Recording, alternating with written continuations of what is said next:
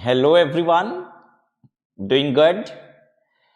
चलिए, last class में आप लोग देख रहे थे 1/4/2001 की मार्केट वैल्यू कब नहीं मिलती है। वैसे तो जनरली मिलती है। अगर आपने एसेट एक्वायर कब किया है 1/4/2001 के पहले, तो आपकी कॉस्ट ऑफ एक्विजिशन ली जाती है, तो ओरिजिनल कॉस्ट ऑफ एक्विजिशन और the fair market value of 1/4/2001 whichever is higher, right. But आपने देखा कि 6 चीजों पे नहीं मिलती है 1/4/2001 की वैल्यू प्लस 1 एक जगह और।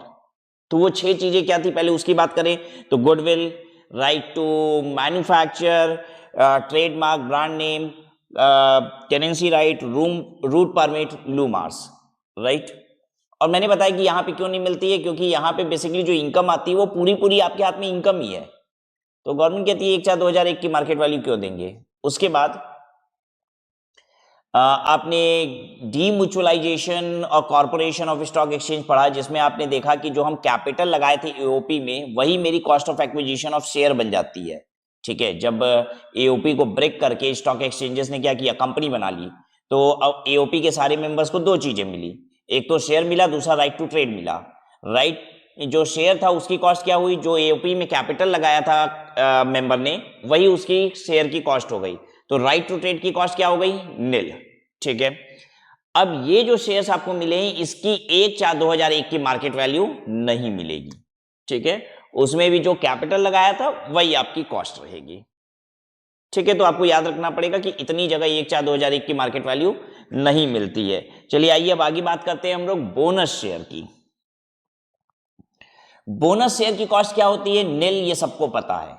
लेकिन अगर आपको बोनस शेयर 1/4/2001 के पहले मिला था, तो ऐसे में आपकी कॉस्ट क्या हो जाएगी, कॉस्ट होगी ओरिजिनल कॉस्ट नील और fair market value of 1/4/2001 whichever is higher. तो ऑब्वियसली आपको 1/4/2001 की जो मार्केट वैल्यू होगी वो कुछ ना कुछ तो होगी ही, तो ऑब्वियसली वही हायर होगी और वो आपकी कॉस्ट बन जाएगी।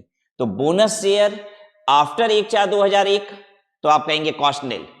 बोनस शेयर 1/4/2001 के पहले का, तो cost would be fair market value on 1/4/2001, right. एक शेयर है ऐसा जिसमें 1/4/2001 की मार्केट वैल्यू नहीं मिलेगी, कौन से वाले शेयर की, जो एओपी को बंद कर करके कंपनी बनाया गया था स्टॉक एक्सचेंजेस को, उसका जो शेयर मिला है उसमें 1/4/2001 की मार्केट वैल्यू नहीं मिलती है। चलिए, बोनस शेयर के बाद अब बात करते हैं हम लोग राइट शेयर की। ठीक है, राइट शेयर क्या होता है, राइट शेयर मालूम है आपको क्या होता है। राइट शेयर का मतलब होता है कि जो एग्जिस्टिंग शेयर होल्डर है बस उनको शेयर इशू किया जाएगा, उनको ही अधिकार दिया जाएगा नए शेयर्स और खरीदने का। जब कंपनी अपने सिर्फ एग्जिस्टिंग शेयर होल्डर्स को नए शेयर ऑफर करती है टू परचेज, तो इसे कहा जाता है राइट इशू। ठीक है, राइट इशू कैसे बोला जाता है, देखिए कंपनी ऐसे अनाउंस करती है कि राइट इशू इज 1:2 रेशियो, 1:2 के रेशियो में राइट इशू है। इसका मतलब क्या है कि जिसके पास 100 शेयर थे उसको कितने राइट शेयर मिल सकते हैं, उसको 50 राइट शेयर मिल सकते हैं, 1:2। 1 का जब भी रेशियो लिखा जाता है तो जो पहले होता है उसको न्यू बोलते हैं और जो पीछे होता है उसको ओल्ड बोलते हैं। जैसे अगर एक कंपनी अनाउंस करती है कि right issue is in the ratio of 2:1, तो इसका मतलब क्या होगा, 2 नए शेयर मिलेंगे, 2 new share for every 1 old share. आपके पास अगर 1 पुराने शेयर हैं तो आपको 2 नए शेयर और मिल सकते हैं। तो पढ़ने आ गया आपको हमेशा रेशियो को कैसे पढ़ा जाएगा।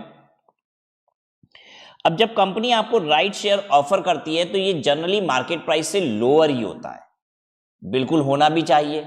अगर मार्केट प्राइस से लोअर नहीं होगा तो एक बात बताइए, आप क्यों कंपनी से राइट इशू के जरिए शेयर खरीदोगे। कंपनी के शेयर्स तो ऑलरेडी स्टॉक एक्सचेंज में लिस्टेड है, हमको स्टॉक एक्सचेंज से खरीदना होगा तो 2 मिनट लगेगा। इनफैक्ट 2 मिनट भी क्यों लगेगा, हम अभी ऑर्डर डालेंगे खट से तुरंत खरीद लेंगे। और कंपनी से जब आप शेयर खरीदते हो तो बड़ी पहले तो कंपनी को हम पेमेंट करते हैं, फिर कंपनी का कुछ दिन तक पेमेंट कलेक्शन चलता है, उसके बाद वो लोग अलॉटमेंट करते हैं, तब जाके शेयर आता है। तो कंपनी से अगर हम राइट शेयर लेंगे तो हमको 15-20 दिन बाद ही मिलेगा, लेकिन अगर स्टॉक एक्सचेंज से खरीदेंगे तो विद इन सेकेंड्स मिल जाएगा। तो जो मार्केट में रेट चल रहा है, कंपनी हमेशा राइट शेयर उससे सस्ते में ऑफर करती है अपने एग्जिस्टिंग शेयर होल्डर को। ठीक है, मान लीजिए मिस्टर एक्स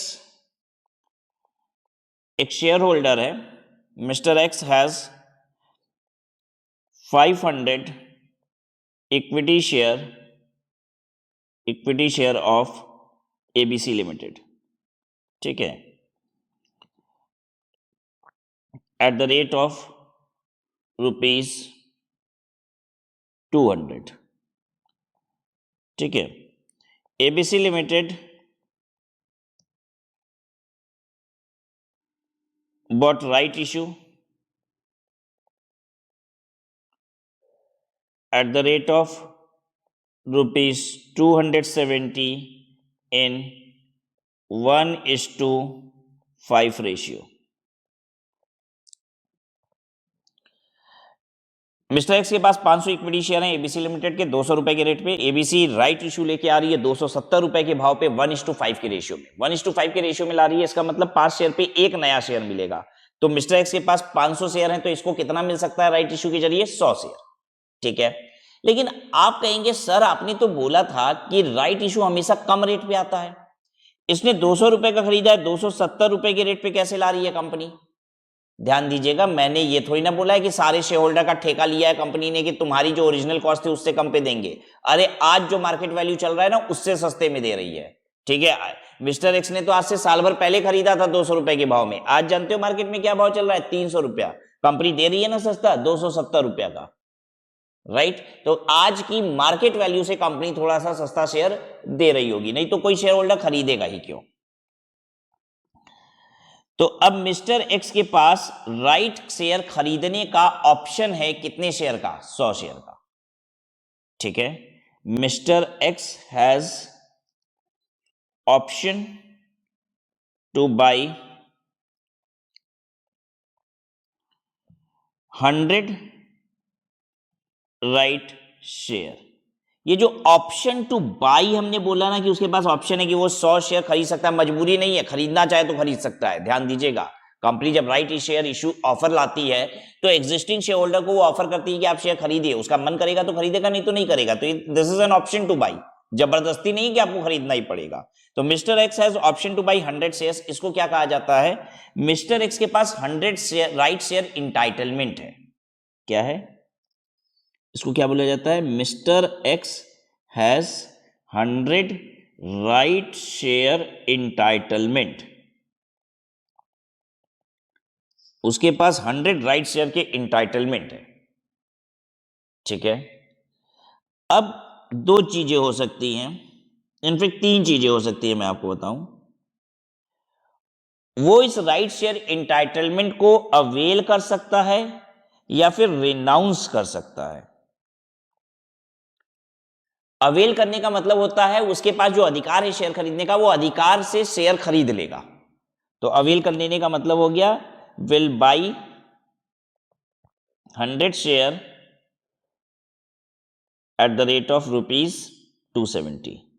रिनाउंस करने का मतलब होता है वो अपना अधिकार किसी को बेच देगा, अपना अधिकार किसी को बेच देगा, ठीक है। Will sell right entitlement at the rate of ₹10 each. अब ये ऐसे समझ लीजिए मिस्टर एक्स मैं ही हूं, तो या तो मेरे पास ऑप्शन है कि मैं 100 शेयर खरीद लूं 270 के भाव पे, और नहीं तो मैं नहीं खरीदना चाहूं तो मैं किसी और को यह अधिकार दे सकता हूं, वो खरीद लेगा कंपनी के 100 share,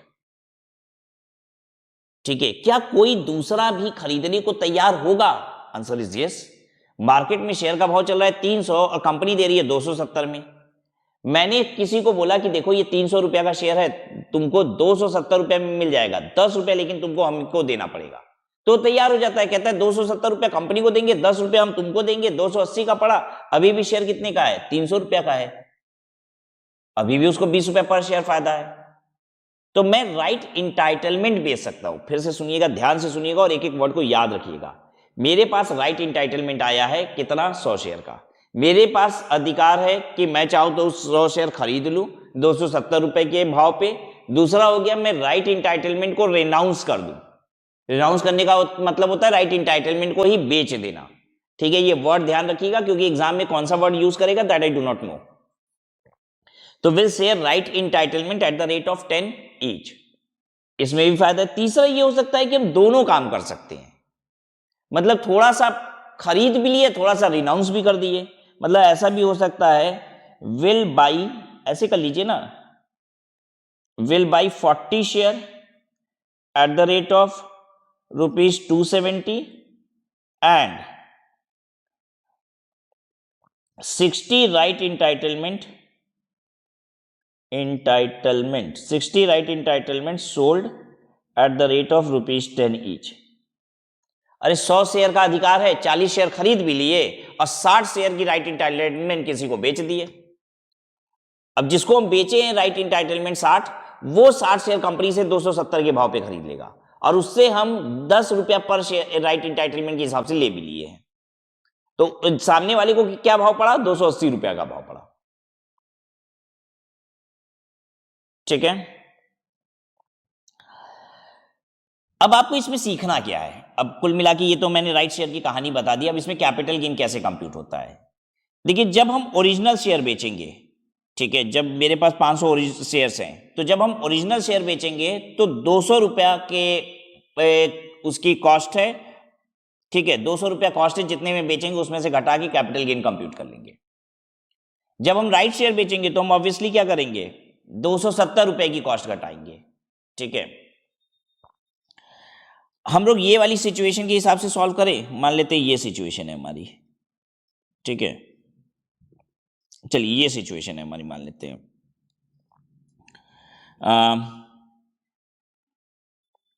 mister x sold 520 share eight the rate of ₹350 each. Calculate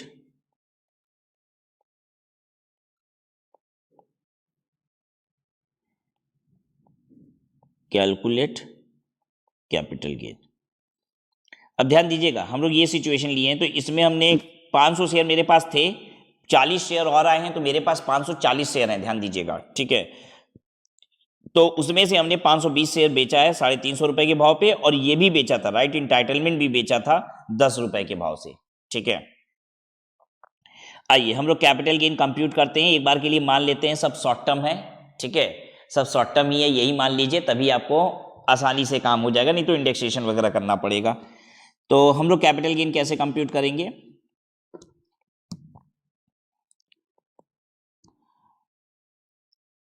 cell of original share. अच्छा, जब हम 520 शेयर बेचे हैं तो कौन से शेयर बिके हैं? 540 शेयर थे, तो हमेशा आप सेल ऑफ शेयर माना जाता है फीफो बेसिस पे, जो पहले आया था पहले वो बिका है। तो 520 शेयर अगर बिके हैं तो इसका मतलब ओरिजिनल वाला 500 पूरा बिक गया है और राइट शेयर जो 40 था उसमें से 20 बिका है। आप ये नहीं मान सकते हो कि राइट वाला पूरा 40 बिक गया है और बाकी 480 शेयर ओरिजिनल वाले में से बिका है, ऐसा नहीं माना जा सकता है। ठीक है, यही मानना होगा फीफो बेसिस। हमेशा शेयर कैसे माना जाता है? बिका है FIFO basis, first in first out, जो पहले आया था वो पहले बिका है। तो जो 500 शेयर आपके पास ओरिजिनल थे वो बिक गए और 20 शेयर राइट वाले बिके हैं। Sale of original share, sale consideration 500 गुणे 350,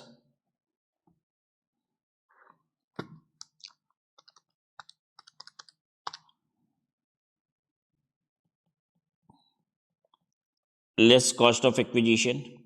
कॉस्ट ऑफ एक्विजिशन कितने का था? 200 रुपए के भाव में खरीद के बैठे थे ना शेयर। हाँ, 200 का भाव है, 500 गुणे 200, तो ये तो 1,00,000 रुपया हुआ, 75,000 रुपया। ठीक है, एज्यूम कर रहे हैं हम शॉर्ट टर्म, एज्यूमिंग एसटीसीजी, सारे में एसटीसीजी, इसलिए इंडेक्सेशन नहीं कर रहे हैं। ठीक है, सेल ऑफ राइट शेयर,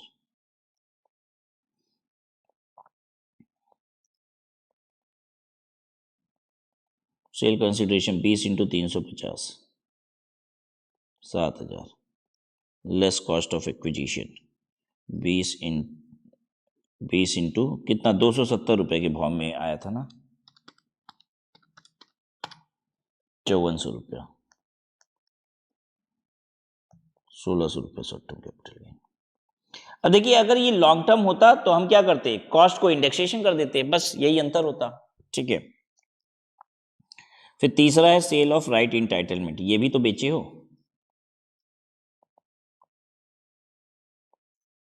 अच्छा, सेल ऑफ राइट इंटाइटलमेंट हमेशा शॉर्ट टर्म ही होगा, क्योंकि राइट इंटाइटलमेंट तुरंत हम बेच देते हैं। जैसे कंपनी हमको ऑफर देती है राइट शेयर खरीदने का, तो कितना समय देती है खरीदने के लिए, ऐसा थोड़ी ना अनगिनत समय मिला हुआ है 10 साल तक खरीदते ही रहो, नहीं। कंपनी ने अभी ऑफर लाया राइट शेयर खरीदने को, तो बहुत ज्यादा से ज्यादा समय देगी, 20 दिन 25 दिन 1 महीना दे देगी खरीदने के लिए। तो हम राइट इंटाइटलमेंट किसी और को खरीदवाना चाहते हैं तो कितने दिन के अंदर वो राइट इंटाइटलमेंट बेचेंगे? अरे वही जो कंपनी समय दिए उसके अंदर अंदर बेचेंगे, नहीं तो इनवैलिड हो जाएगा ना, फिर तो खरीद ही नहीं पाएंगे हम। राइट, तो राइट इंटाइटलमेंट तो तुरंत बिका होगा, तो हमेशा राइट इंटाइटलमेंट का जो गेन होगा वो हमेशा ही शॉर्ट टर्म होगा। सेल कंसिडरेशन 60 राइट इंटाइटलमेंट 10 रुपए के भाव से बेचे थे 600 रुपया, लेस कॉस्ट ऑफ एक्विजिशन। इसकी कॉस्ट ऑफ एक्विजिशन कुछ होती नहीं है, ये तो फ्री में मिला, कंपनी ने आपको अधिकार दिया था। 600 रुपया short term capital gain. Understood everyone?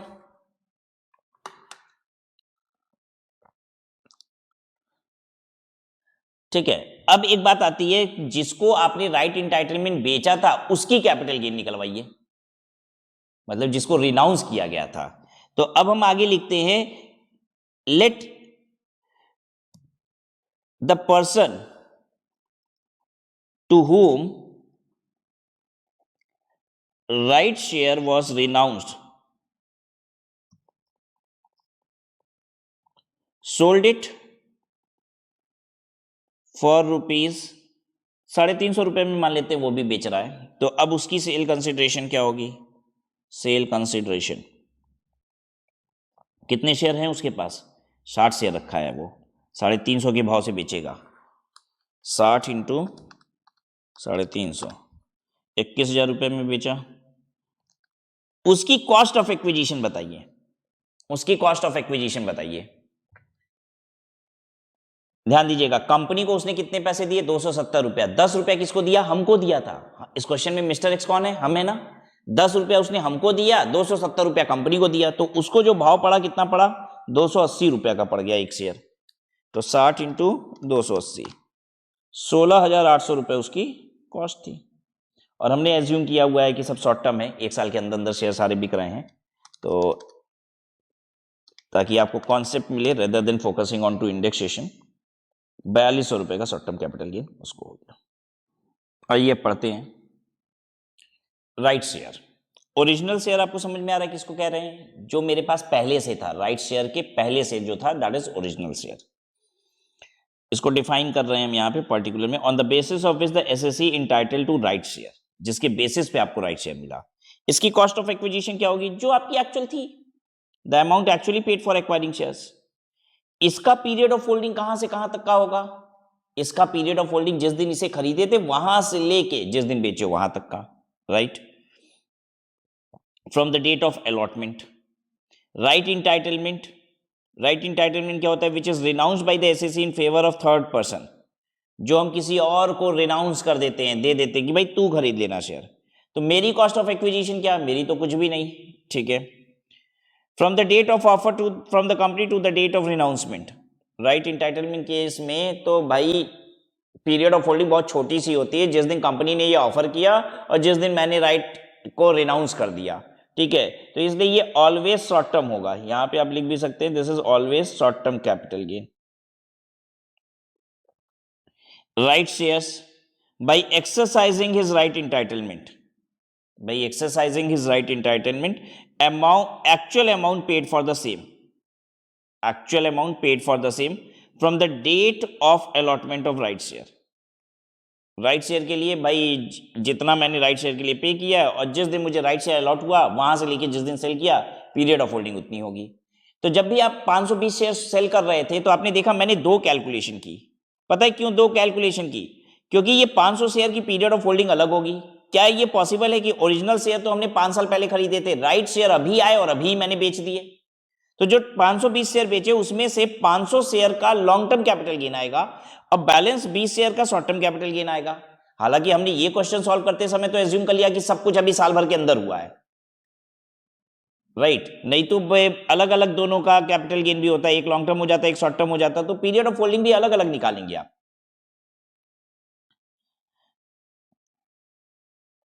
Right share, who purchase the right entitlement from the renouncer, एक वो वाला भी तो राइट शेयर है जिसने रिनाउंसर से खरीदा है, जिसने रिनाउंस किया था उससे खरीदा है। तो प्राइस जितना रिनाउंसर को पे किया 10 रुपया plus amount paid to the company 270 रुपया, कुल मिला के 280 रुपया उसकी कॉस्ट है। और जिस दिन उसको अलॉट हुआ है वहां से लेके जिस दिन उसने बेचा है वो उसकी होल्डिंग पीरियड हो जाएगी। मान लीजिए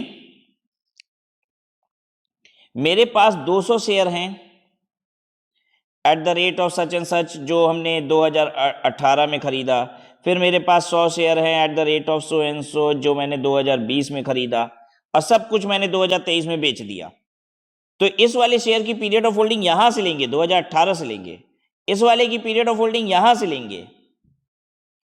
आपके पास जितने शेयर सारे एक साथ आप बेच देते हैं, आपके पास 200 शेयर फिर 100 शेयर फिर 100 शेयर आपके पास अलग अलग रेट के हैं, अलग अलग दिनों पे आपने खरीदे हैं, तो सबका कैपिटल गेन अलग अलग कंप्यूट होगा। आप भले ही इकट्ठा मिला के आप एक दिन में बेच दीजिए, लेकिन सारा कैपिटल गेन अलग अलग कंप्यूट होगा।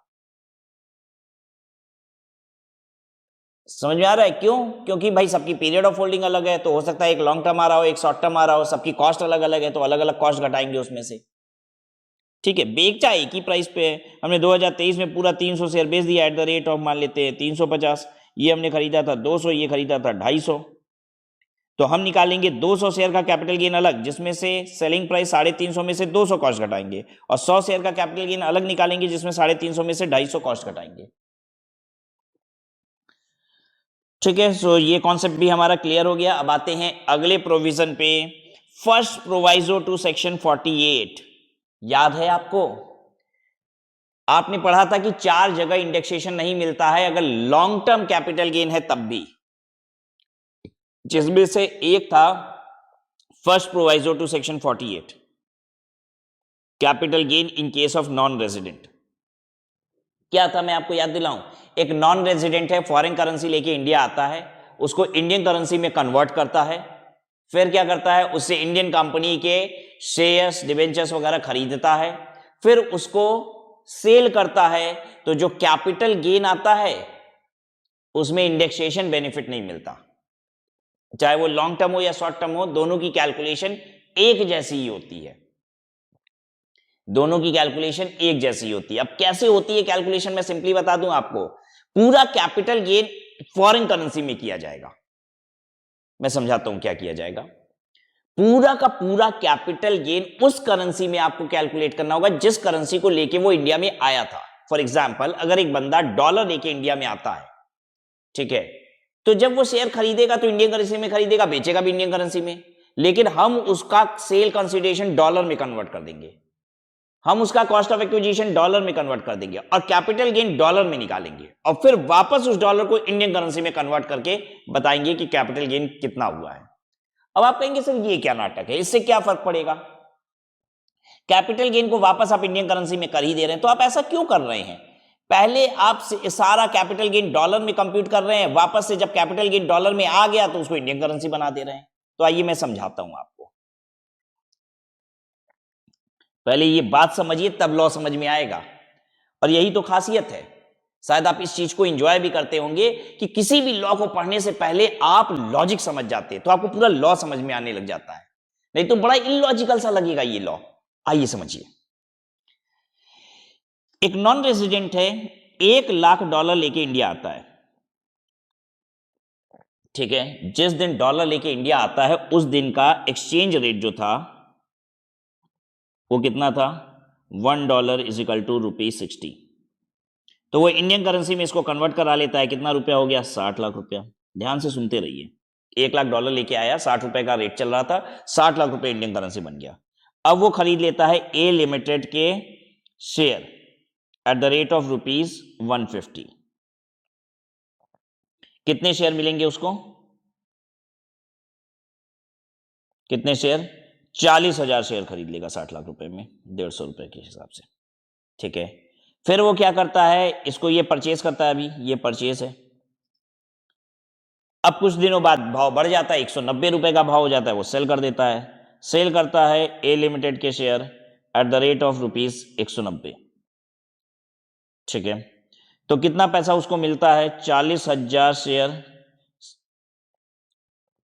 सेल कंसिडरेशन कितनी हो गई? 40,000 शेयर इंटू 190 रुपया, कितना हो गया देखो? 76 लाख रुपए। ठीक है, अब जब ये बेचता है उस समय $1.85 का हो चुका है। भाई डॉलर का रेट तो बढ़ ही रहा है, आप ही देख रहे हैं। इंडियन इकोनॉमी कंपैरेटिवली एक वीकर इकोनॉमी है यूएस इकोनॉमी के कंपैरिजन में। ठीक है, और ये बात हमारी इंडियन गवर्नमेंट भी बहुत अच्छे से जानती है कि डॉलर हमेशा मजबूत होता जाता है, इंडियन रूपी वीक होती जाती है। 60 रुपए का वो जिस समय लाया था पैसा, उस समय तो 60 रुपए था $1, अब 85 रुपया हो गया $1। ठीक है, अब वो वापस अपने पैसे को डॉलर में कन्वर्ट करता है, तो इक्विवेलेंट डॉलर कितना हो गया? इक्विवेलेंट डॉलर हो गया 76 लाख रुपया डिवाइडेड बाई 85, ये हो गया $89,412। $89,412। ये देखिए शेयर का भाव बढ़ भी गया तब भी उसको घाटा हो गया। $1,00,000 लेके आया था, ठीक है, शेयर का भाव 150 रुपए से 190 रुपया हो गया, फायदा होना चाहिए, तब भी उसको घाटा हो गया $89,412। क्या ये बात हमारी इंडियन गवर्नमेंट भी जानती है? जानती है। ये बात हमारी इंडियन गवर्नमेंट को भी पता है कि भाई डॉलर वीक हो जाएगा, उसकी वजह से उसका हमेशा घाटा दिखाई देगा। तो अब गवर्नमेंट क्या कर रही है? अब गवर्नमेंट कह रही है कि हम लोग क्या करेंगे, ये अगर इंडियन करेंसी में ही कैलकुलेशन होता तो देखिए उसको कैपिटल गेन आ जाता। कैसे आ जाता? 76 लाख माइनस 60 लाख, 16 लाख रुपया कैपिटल गेन, टैक्स दो इस पे। भाई वो नॉन रेजिडेंट इंडिया में कभी पैसे नहीं लगाएगा, कहेगा ये क्या तमाशा है, हम तो $1,00,000 लेके आए थे, $89,412 हो गया। इंडियन गवर्नमेंट कह रही है लाओ हमको 16 लाख रुपया पे टैक्स भी दे दो। किस बात का दे दे भाई, देखो तुम्हारा हाल क्या है। अब आपको समझ में आ रहा है? क्या ये नॉन रेजिडेंट नाराज नहीं हो जाएगा अगर इससे कहा जाए तुम्हारा कैपिटल गेन हो गया, टैक्स दो? तो अब गवर्नमेंट क्या कह रही है? कह रही है कि हम पूरा का पूरा तुम्हारा जो कैलकुलेशन है वो डॉलर में करा देंगे। तो देखिए डॉलर में अगर कराएगी तो क्या होगा? सेल कंसिडरेशन $89,412 माइनस परचेज पर कॉस्ट ऑफ एक्विजिशन, मतलब कितना? $1,00,000। अब देखिए इसको लॉस आ जाएगा, यही तो हम आपको दिखाना चाह रहे थे। 89,142 है, 89,412 है ना।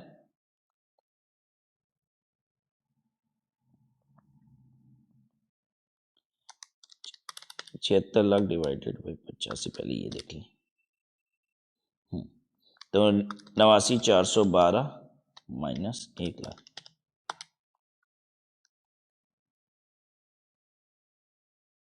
$10,588। ये हो गया निगेटिव कैपिटल गेन, लॉस हो गया ये $10,588 का। अब इसको इंडियन गवर्नमेंट इंडियन करेंसी में कन्वर्ट कर देगी। अब इसको मल्टीप्लाई करेगी इंटू, आज का डॉलर का रेट कितना था? 85 रुपया, 85, तो ये इंडियन करेंसी में आ जाएगा इंटू 85 माइनस 8,99,980 रुपया। आया समझ में सबको? ये इतना कैपिटल लॉस कहलाएगा इसका इंडियन रूपी में। और अगर ये ऐसा न किया गया होता कैलकुलेशन, डॉलर में कन्वर्ट करके फिर इंडियन करेंसी में अगर ना किया गया होता, तो टेंशन क्या हो जाती? इसका कैपिटल गेन आ जाता। 76 लाख रुपया सेल और 60 लाख रुपया कॉस्ट, 16 लाख रुपए की कैपिटल गेन आ जाती। सरकार हमसे बोलती इनसे टैक्स दो, और ये नॉन रेजिडेंट फिर इंडिया में कभी इन्वेस्ट ही नहीं करता। क्लियर है सबको? अब आइए पढ़िए, आपको बहुत कंफर्टेबल लगेगा ये provision. The following condition should be satisfied, the assessee is a non resident, ठीक है, he acquires shares in or debentures of an Indian company by utilizing foreign currency। इस बात को बहुत अच्छे से समझ लीजिए, फॉरेन करेंसी लेके आया है, इंडियन करेंसी में कन्वर्ट किया है और फिर इंडियन कंपनी के शेयर खरीदा है। फॉरेन करेंसी को यूटिलाइज करके शेयर खरीदने का मतलब हमारे देश में इंडियन करेंसी में ही शेयर मिलेंगे आपको, ठीक है, स्टॉक एक्सचेंज में इंडियन रूपी में ही लिस्टेड है। You will have to convert that foreign currency into Indian currency and then you will buy the shares. The asset may be short term और लॉन्ग टर्म। अब asset short term है long term में, calculation का तरीका एक ही है। पहले तो हम उस करेंसी में, हमने डॉलर एग्जांपल लिया, एज्यूमिंग कि वो डॉलर लेके आया था, अगर वो पाउंड लेके आया था तो पाउंड में कन्वर्ट करेंगे, ठीक है। तो हम सब कुछ sale consideration, cost of acquisition सब उस करेंसी में कन्वर्ट कर देंगे जिस करेंसी को लेके वो नॉन रेजिडेंट आया था। जो फाइनल कैपिटल गेन आएगा वो भी उसी फॉरेन करेंसी में आ जाएगा, उसको वापस से इंडियन करेंसी में बना देंगे। Benefit of indexation will not be available, method of computing capital gain, sale consideration, ठीक है। सेल कंसिडरेशन के लिए आप क्या करेंगे, एक्सचेंज रेट लेंगे, conversion rate on which date applicables, बेचने वाले दिन का, बेचने वाले दिन का डॉलर का रेट लेंगे। कॉस्ट ऑफ एक्विजिशन में खरीदने वाले दिन का डॉलर का रेट लेंगे। ठीक है। अगर आपको डॉलर में कन्वर्ट करना होगा तो क्या करेंगे, इंडियन करेंसी को डिवाइड करेंगे एक्सचेंज रेट से। ठीक है। तो कंप्यूटेशन का तरीका अब हम थोड़ी ना बताएंगे आपको, तो खुद कंप्यूटेशन दिखा दिए, लाइव दिखा दिए। फिर एक्सपेंसेस ऑन ट्रांसफर, देखिए कॉस्ट ऑफ एक्विजिशन घटता है, कॉस्ट ऑफ इंप्रूवमेंट घटता है और ट्रांसफर एक्सपेंसेस भी घटता है। देखिए शेयर के केस में कॉस्ट ऑफ इंप्रूवमेंट नहीं हो सकता, शेयर में क्या इंप्रूव कर दोगे। ठीक है। तो कॉस्ट ऑफ एक्विजिशन होगा, बेचने में कुछ खर्चा लग सकता है, तो बेचने में अगर कुछ खर्चा लगा है तो उसको भी फॉरेन करेंसी में कन्वर्ट कर दीजिए, ट्रांसफर वाले दिन जो रेट था। और फिर जो कैपिटल गेन आया उसको भी कन्वर्ट कर दीजिए वापस से इंडियन करेंसी में। ठीक है। अब एक्सचेंज रेट जो होता है मैं आपको बताऊं, वो टू वे कोट होता है। एक्सचेंज रेट कैसा होता है बच्चों, एक्सचेंज रेट जो होता है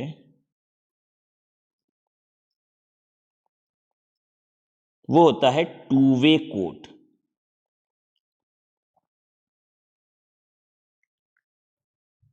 ठीक है। अच्छा, अब ये सबको भी हम फाइनेंस के टर्म में आपको सिखाएंगे, क्योंकि आप बच्चों को सिर्फ इनकम टैक्स थोड़ी ना पढ़ना है, फाइनेंशियल मैनेजमेंट भी पढ़ना है। तो टू वे कोट क्या होता है ये बहुत अच्छे से समझिए। एक डॉलर का जो रेट होगा, $1 is equal to ₹85.10 dash 85 rupees 80 पैसे। दो रेट होते हैं, एक रेट नहीं होता है। अगर आज आप मुझसे पूछोगे डॉलर का क्या रेट चल रहा है तो हम आपको ऐसे ही बताएंगे। ठीक है। तो इतना रुपया इतना पैसा डैश इतना रुपया इतना पैसा, तो दो रेट दिखेगा। अब ये दो रेट क्यों होता है आइए बताते हैं आपको। ये जो पहला वाला रेट होता है इसको कहते हैं बिड, और जो दूसरा वाला रेट होता है उसको बोलते हैं आस्क। याद कीजिए, बिड आस्क। बिड का मतलब होता है बाइंग रेट और आस्क का मतलब होता है सेलिंग रेट। ठीक है। अब बच्चे कहते हैं सर हम भूल जाएंगे, हमको तो नहीं याद रहेगा ये बिड कब आस्क कब। तो मैं याद कराने की एक टेक्निक बताता हूं सिंपल सा, बी से बिड, बी से बाइंग। ठीक है। आस्क में एस, यहां भी एस। कुछ तो टेक्निक आपको बतानी पड़ेगी, ये सब फाइनेंशियल टर्म्स है, कहीं भूल गए मेरे बच्चे तो क्या होगा, दिक्कत हो जाएगी एग्जाम में। तो कुछ कुछ आपको ये सब भी बताते रहते हैं। तो bid rate, ask rate. Bid rate का मतलब क्या होता है, this is the buying rate. ये जो कोटेशन दे रहा है ना उसकी बाइंग रेट है। ठीक है। ये कोटेशन कौन देता है, ऑब्वियसली ये कोटेशन आरबीआई देता है। ठीक है। तो आरबीआई कह रहा है मैं डॉलर आज 85 रुपया 10 पैसे का खरीदूंगा, ये आरबीआई डॉलर खरीदेगा इस रेट से। आस्क रेट का मतलब सेलिंग रेट। ये कोटेशन किसकी है, आरबीआई की। तो आरबीआई इस रेट में डॉलर बेचेगा, ऑब्वियसली कोई भी होगा तो कम में खरीदेगा, ज्यादा में बेचेगा, तभी तो कमाएगा ना, यही मार्जिन है।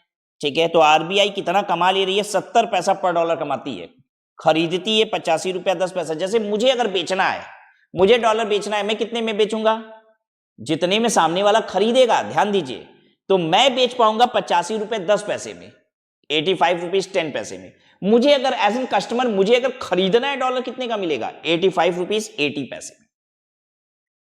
ठीक है। तो ये दो रेट होता है। अब आपको कन्वर्ट किस पे करना है, तो ध्यान से देखिए, एवरेज एक्सचेंज रेट, यानी आपको 85 रुपया 10 पैसा उस दिन का जो सेल वाले दिन का जो रेट होगा ना उसका एवरेज करना। 85 रुपया 10 पैसा, 85 रुपया 80 पैसा डिवाइडेड बाई 2।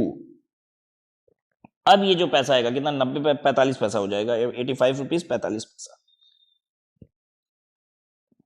इस तरीके से आप निकालेंगे। सेल कंसिडरेशन के लिए भी एवरेज करेंगे रेट, कॉस्ट ऑफ एक्विजिशन खरीदारी वाले दिन, जिस दिन आपने शेयर खरीदा था उस दिन का भी एवरेज रेट करेंगे, ट्रांसफर के खर्चे को भी एवरेज रेट पे करेंगे। लेकिन जब कैपिटल गेन आ जाएगा उसको वापस से इंडियन करेंसी बनाएंगे तो बाइंग रेट पे बनाएंगे, यानी ये पहले वाले रेट पे बनाएंगे। याद आगे रहेगा सबको। जब तक कैपिटल गेन कंप्यूट कर रहे हो, sale minus cost minus expenses on transfer, ठीक है, ये सब के लिए आप एवरेज रेट लीजिएगा। जब फाइनली कैपिटल गेन आपका आ गया फॉरेन करेंसी में, अब उसको इंडियन करेंसी में बनाना है तो बाइंग रेट से मल्टीप्लाई कर देना। बस फाइनल जो कन्वर्जन होगा वो बाइंग रेट पे होगा। मैं आपको दिखा देता हूं, जैसे मैंने ये एग्जांपल किया था, तो ये एवरेज रेट पे था, ये एवरेज रेट पे था, ये वाला काम जो फाइनली फिर हमने किया था, ये कौन सा रेट होगा, ये बाइंग रेट होगा। ये दोनों एवरेज रेट, हम मान के चल रहे हैं कि ये जो डॉलर बनाए तो हम एवरेज रेट पे डॉलर बनाए हैं, ठीक है, और ये वाला बाइंग रेट होगा। बाइंग रेट मतलब बिड रेट, पहला वाला रेट, ठीक है। Why did I tell you about bid and ask, because हो सकता है एग्जाम में आपको ये नॉर्मल बोलचाल वाली भाषा यूज ना करे, बाइंग और सेलिंग, बिड और आस्क बोले, ठीक है।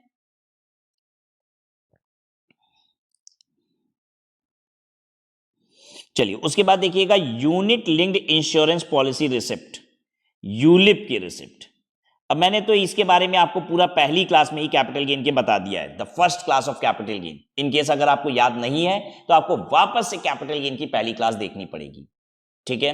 यूलिप ये इंश्योरेंस कंपनी म्यूचुअल फंड बेचने का तरीका है, ये इंश्योरेंस कंपनी का म्यूचुअल फंड बेचने का तरीका है। वो म्यूचुअल फंड के साथ साथ इंश्योरेंस भी दे रहे हैं, ठीक है, क्योंकि इंश्योरेंस कंपनी इंश्योरेंस ही बेच सकती है, वो म्यूचुअल फंड तो बेच नहीं सकती, तो वो म्यूचुअल फंड में इंश्योरेंस को लिंक कर देते हैं, तो इसी को हम कहते हैं यूनिट लिंक्ड इंश्योरेंस पॉलिसी। अब म्यूचुअल फंड से जो पैसा आता है उस पर तो कैपिटल गेन टैक्स लगता है, यूलिप पे लगता नहीं था, तो भाई लोगों को परेशानी होने लगी, म्यूचुअल फंड कंपनी बवाल कर दी सरकार के सामने, तो सरकार को ये चेंज करना पड़ा था और 1 फरवरी 2021 को ये किया गया था।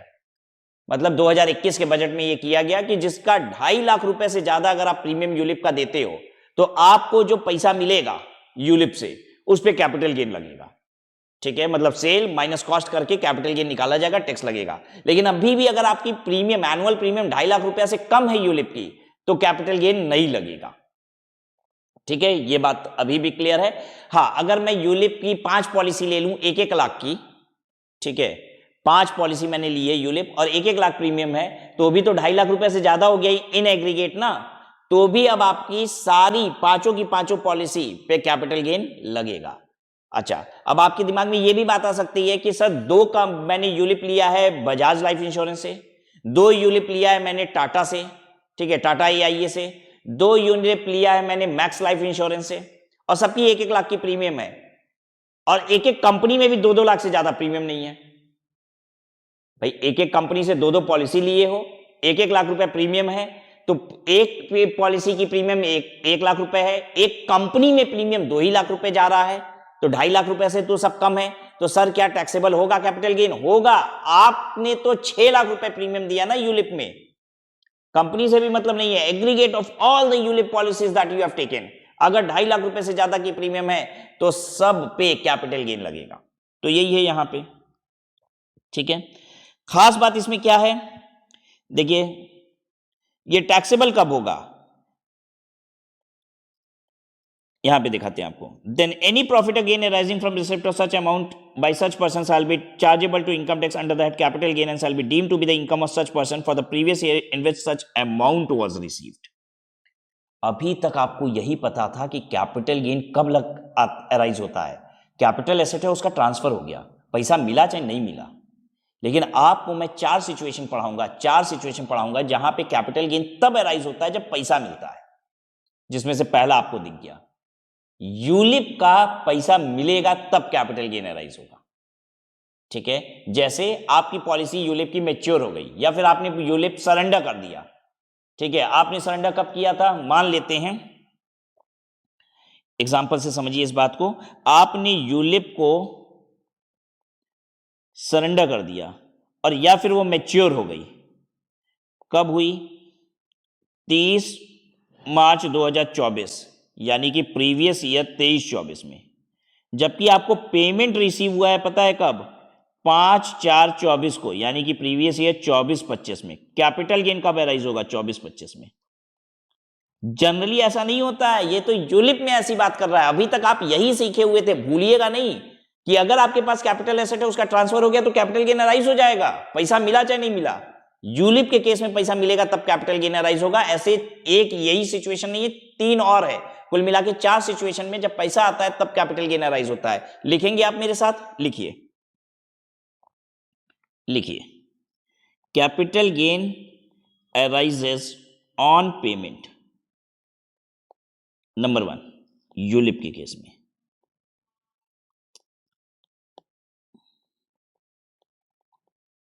Number 2 conversion of capital asset into stock in trade. SIT लिख दें, आप भूल जाओगे, मुझे तो आदत है SIT लिखने की। Stock in trade. Number 3 JDA, joint development agreement. जब आएगा तब पढ़ाएंगे, अभी नहीं पढ़ा रहे हैं, मैं तो एक बार में बस लिखवा दे रहा हूं आपको, सब आएगा एक एक करके। Joint development agreement. और चौथा होगा कंपल्सरी एक्विजिशन।